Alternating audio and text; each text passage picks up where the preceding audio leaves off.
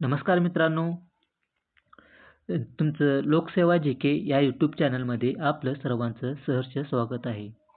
चला तर आपण आता वेळ न दवडता महत्त्वाच्या चालू घडामोडींचा आढावा घेऊया.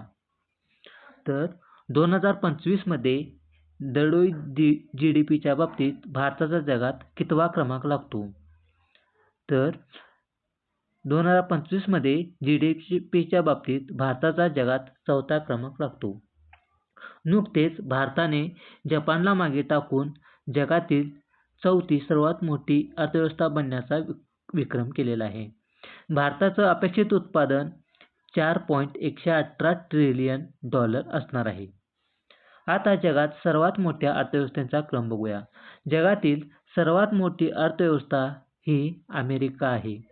2 नंबरला चीन आहे. 3 नंबरला जर्मनी आणि 4 नंबरला आपला भारत देश आहे. आता पुढची न्यूज बघूया आपण.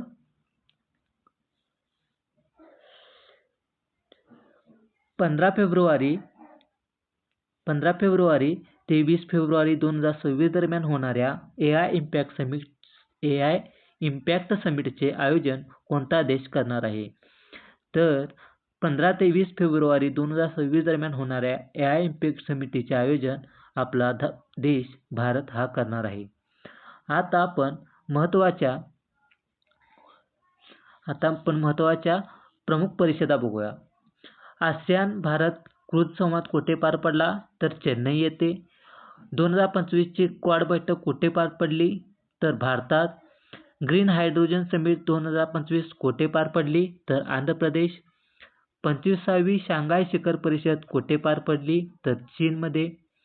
आंतरराष्ट्रीय तांदूळ परिषद कुठे पार पडली? तर भारतात. WHO जागतिक शिखर परिषद पारंपरिक औषध समिती कुठे पार पडली? तर नवी दिल्ली येथे.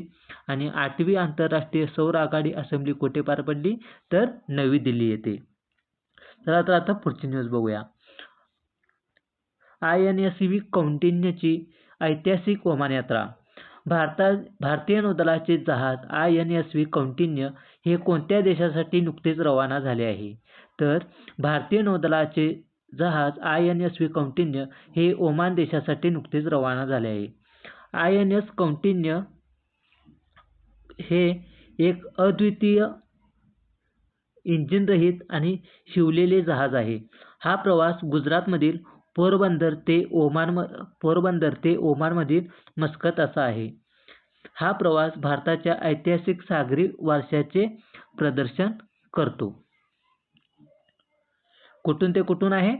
हा प्रवास गुजरातमधील पोरबंदर ते ओमानमधील मस्कत असा करणार आहे. आणि जहाज कोणता आहे? भारतीय नौदलाचे जहाज INSV कौंडिन्य म्हणजेच कौटिन्य. चला आता पुढची न्यूज बघूया. स्पायनल मस्क्युलर ॲट्रोफीसाठी ITV-ISMA ही वन टाइम जीन थेरपी देणारा जगातील पहिला देश कोणता ठरला आहे? तर त्याचं योग्य उत्तर आहे संयुक्त अरब अमिरात. थेरपी देणारे रुग्णालय कोणते आहे? Sheikh Khalifa medical city UAE म्हणजेच संयुक्त अरब अमिरात. ITV-ISMA हे औषधाचे ब्रँड नाव आहे. तर हे संक्षिप्त रूप नाही आहे. तर आता स्पायनल मस्क्युलर ॲट्रोफीसाठी ITV-ISMA ही वन टाइम जीन थेरपी देणारा जगातील पहिला देश संयुक्त अमिरात ठरला. तर याला मान्यता देणारा पहिला देश कोणता ठरला? अमेरिका ठरला. आणि दुसरा देश कोणता याला? संयुक्त अरब अमिरात. आता पुढची न्यूज बघूया आपण. पारंपरिक टपाल सेवा बंद करणारा जगातील पहिला देश कोणता बनला?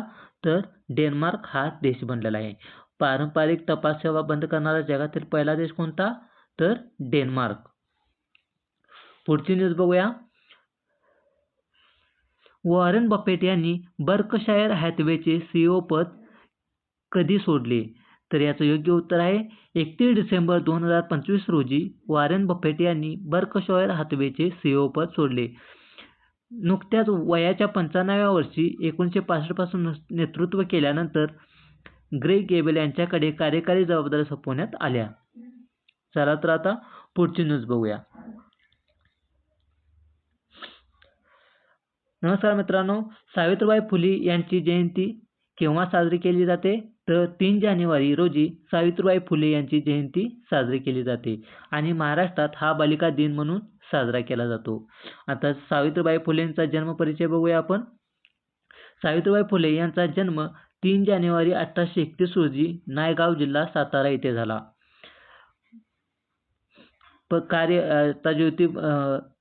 महात्मा ज्योतिबा फुले यांच्यासोबत म्हणजेच महात्मा ज्योतिबा फुले आणि सावित्रीबाई फुले यांनी मिळून सन 1848 मध्ये भारतातील मुलींसाठी पहिली शाळा सुरू केली होती. आणि सावित्रीबाई फुले यांचं निधन कधी झालं? 10 मार्च 1897 रोजी ब्युबोनिक प्लेगमुळे सावित्रीबाई फुले यांचा मृत्यू झाला होता. आता जानेवारी महिन्यातील महत्त्वाचे दिवस बघून घेऊया आपण.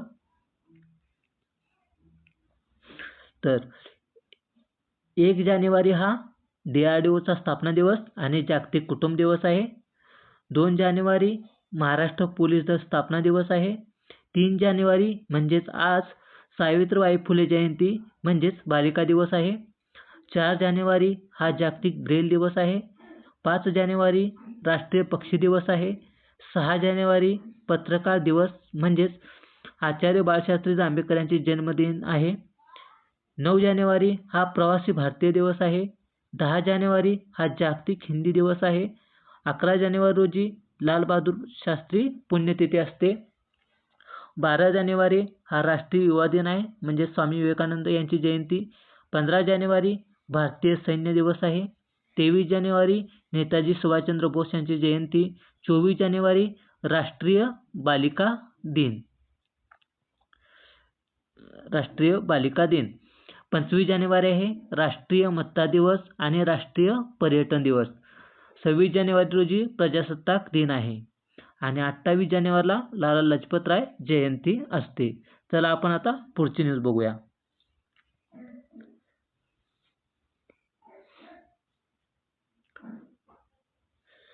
ध्रुव NG सिव्हिल व्हेरियंट हेलिकॉप्टरच्या पहिल्या उड्डाणाला कोणी हिरवा झेंडा दाखवला आहे?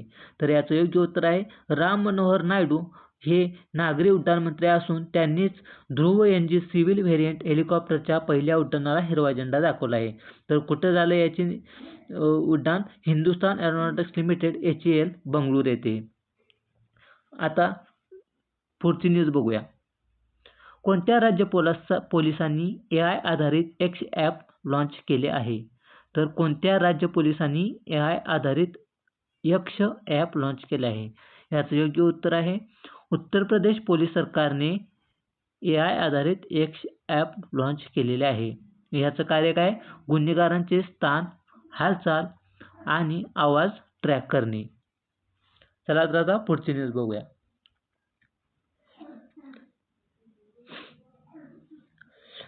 IGMS सुरू करण्यासाठी दिल्ली सरकारने कोणत्या IIT सोबत भागीदारी केली आहे? तर IGMS सुरू करण्यासाठी दिल्ली सरकारने IIT कानपूर सोबत भागीदारी केलेली आहे. IGMS चा लॉंग फॉर्म काय आहे? Intelligent grievance monitoring system. आता पुढची न्यूज बघूया.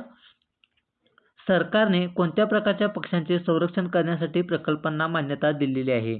तर याचं योग्य उत्तर आहे सँडबार नेस्टिंग बर्ड्स म्हणजेच वाळूच्या काठावर घरटे बांधणाऱ्या पक्ष्यांच्या संरक्षणासाठी सरकारने यांच्या प्रकल्पाला मान्यता दिलेली आहे. यांचं लक्ष्य काय आहे? धोक्यात असलेल्या सजीव प्रजाती जसे की भारतीय स्किमर यांचे संवर्धन करण्यासाठी.